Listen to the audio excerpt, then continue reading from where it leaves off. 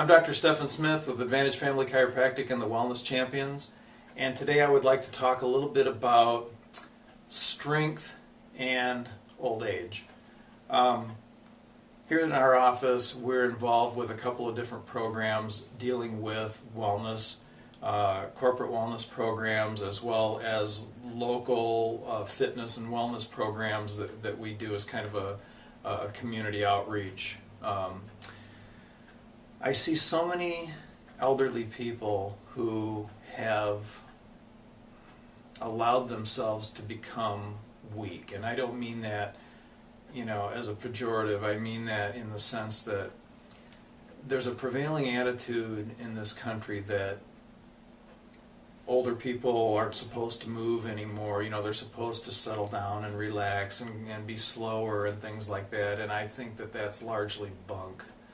I think that part of the problem that our elderly population faces these days is their bodies become weakened, and this is why in large part you see people with walkers and people with canes. And yes, I'm not talking about people who have had injuries that require them to use devices to aid their mobility. And I'm not talking about people who've had diseases that cause weakness. I'm talking about just a general lack of strength, and it's epidemic. It's insane.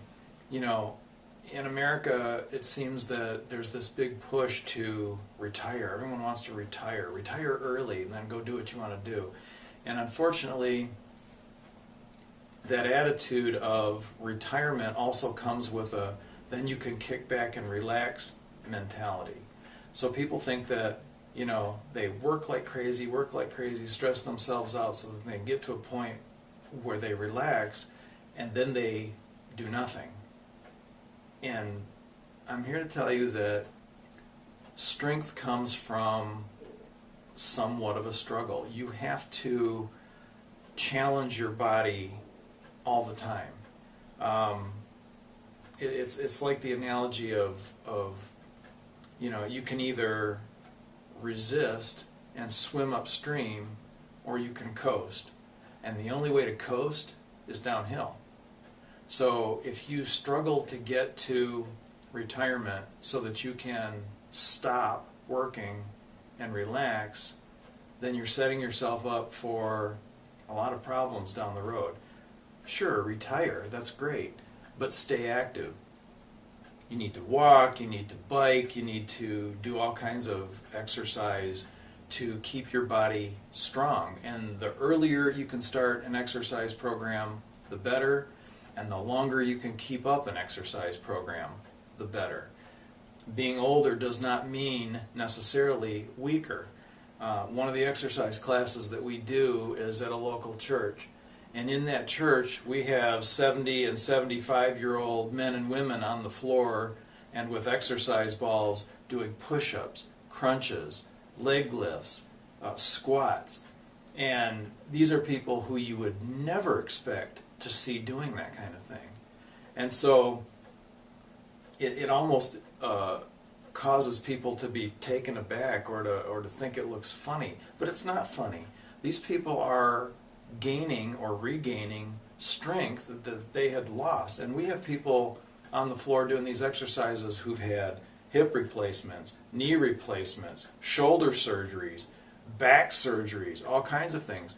And we've had people come up to us after these exercise classes in tears, not because it hurt, but because they can't believe that they could still move like that anymore, or they can't believe that they've had all this pain and all these problems all these years, and after having exercised with us and stretched and gotten stronger, they feel better. Their joints don't hurt as much anymore. They can get up in the morning and go about their day, and they're stronger, and they're just amazed. It's because people have this idea that when you get to old age, you're done. When you get to old age, you don't have to do anything anymore. And it's that struggle, meaning work, meaning exercise, that keeps our bodies strong. I mean, do you really think that osteoporosis is the result of a lack of calcium? No, that's ridiculous. And you can take all the calcium you want, and it's not going to make your bone density better. It isn't. What makes your bone density better is that struggle, that weight-bearing exercise. What makes bone density higher is something that signals your body to maintain that bone strength in the first place. So sure, you can add calcium if you think you're not getting enough, but that's not the only thing, and it certainly is not going to just automatically make your density higher.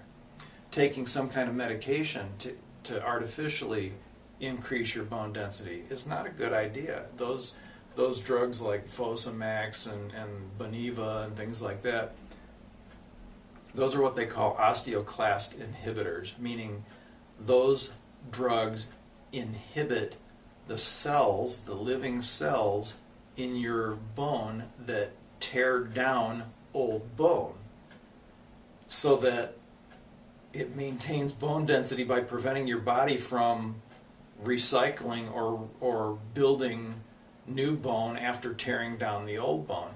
We heal all the time because our bodies are in a constant state of getting rid of the old and adding new, getting rid of the old and adding new. It's a changeover that's a natural thing to occur. Your bones are no different. There are cells called osteoclasts that tear down old bone, and then there are cells called osteoblasts that build up new bone. These drugs inhibit the osteoclasts from tearing down the old bone so that your body can only just build up new stuff. Do you think that's normal and healthy? No, it's not. What is normal and healthy is you moving and you resisting and you exercising and you using some weights, lifting weights, using your body weight on the floor, doing some push-ups. Do you think because you're a senior citizen that you can't do a push-up anymore? Of course not. You may not be able to do many in the beginning, but the more you do, the more you can do. There's any number of ways that you can start to add strength to those bones. You can squat, you can lunge, you can do push-ups, you can do crunches, you can do leg lifts. There are all kinds of things that you can do to keep your body in motion, and it's essential for you to do that. I'm Dr. Stephan Smith with Advantage Family Chiropractic and the Wellness Champions. Keep moving, keep strengthening yourself. Have a good day.